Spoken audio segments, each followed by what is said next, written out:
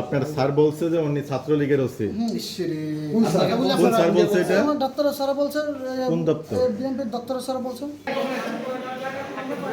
4/3/2025 খ্রিস্টাব্দ তারিখে দুপুর আনুমানিক 12টা 30 ঘটিকার সময় আশুলিয়া থানার নবাগত যে অফিসার ইনচার্জ ছিলেন তিনি চেয়ারে বসা থাকা অবস্থায় একজন ব্যক্তি এই রুমে ঢোকার পরে তিনি বলেন যে আমাকে বিএনপির দপ্তর অফিস থেকে পাঠানো হয়েছে।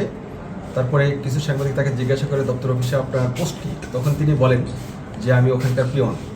তো তারপরে উনি বলেন যে আপনি কী জন্য এসেছেন, তো বলেছেন যে দপ্তর অফিস থেকে আমাকে পাঠানো হয়েছে যে বর্তমানে যে অফিসার ইনচার্জ এসেছেন তিনি ছাত্রলীগের লোক কি না এটা যাচাই বাছাই করার জন্য তাকে পাঠানো হয়েছে।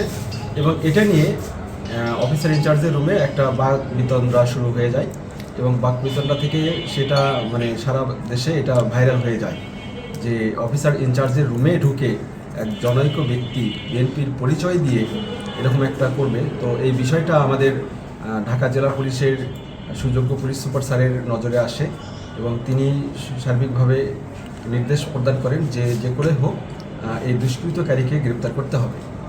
তো তাৎক্ষণিকভাবে আমাদের ঢাকা জেলা পুলিশের একটা চৌকস দল, বিশেষ করে গোয়েন্দা টিম, এটা নিয়ে কাজ করা শুরু করে দেয়। তখন দেখা যায় যে উক্ত ব্যক্তির নাম সুমন, তার বাড়ি চাঁদপুর শাহরস্তি থানায়।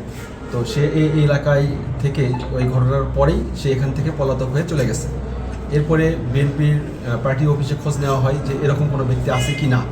তখন তারা বলে যে পার্টি অফিসে এরকম কোনো পিয়ন ছিল না এবং বর্তমানেও নাই, এবং যার নাম করে এখানে পরিচয় দেওয়া হয়েছে সেই ব্যক্তিরও রুহুল আমিন মিন্টু। তো রুহুল আলম মিন্টু তারও এখানে রকমের এই কেন্দ্রীয় কোনো পদ পদবি নাই, বিএনপির সাথে সম্পৃক্ততা নাই। তো এটাও আমরা তাদেরকে প্রতিবাদ জানানোর পরে তারা বলেছে যে এরকম নাই তাদের। তো তারপরে আজকে আমরা অনেক অভিযান চালানোর পরে আজকে আমরা তাকে চাঁদপুর জেলার চিস্তি নামক জায়গা থেকে তাকে আমরা গ্রেপ্তার করে আজকে আমরা আসলে এই থানায় নিয়ে আসার পরে তাকে আমরা ব্যাপক জিজ্ঞাসাবাদ করি যে তিনি কেন এটা করেছেন। তো তিনি প্রাথমিক জিজ্ঞাসাবাদে তিনি যে কথাটা জানিয়েছেন যে তিনি একসময় এই এলাকায় আশুলিয়ার শিল্প এলাকায় শ্রমিকের একজন নেতা হিসেবে ছিলেন, বর্তমানে আর ওই জায়গা থেকে তিনি নাই। তবে কারো উস্কানি মানে তিনি এই এলাকায়, যেহেতু এলাকায় বর্তমানে শান্তি শৃঙ্খলা ভালো আছে, এই এলাকায় অস্থিতিশীল কীভাবে তৈরি করা যায় সেটার জন্য কারো উস্কানিতে এটা করেছেন। এবং আশুলিয়া এলাকায় যাতে কোনো অফিসার ঠিকমতো না বসতে পারে, কাজ করতে না পারে, এই জন্য তিনি কারো উস্কানিতে এটা করেছেন। তো সেটা আমরা আইনগতভাবে আগাবো, তাকে আমরা যে আইনগত যে প্রক্রিয়া আছে সে প্রক্রিয়া তাকে বিজ্ঞ আদালতে সোপর্দ করব। তারপরে তাকে আমরা রিমান্ডে নিয়ে আসবো, রিমান্ডে নিয়ে এসে আরও জিজ্ঞাসাবাদ করব, তার পিছনে কে এটা উস্কানি দিয়েছে, সব কিছুতেই আমরা এটা নিয়ে আসবো।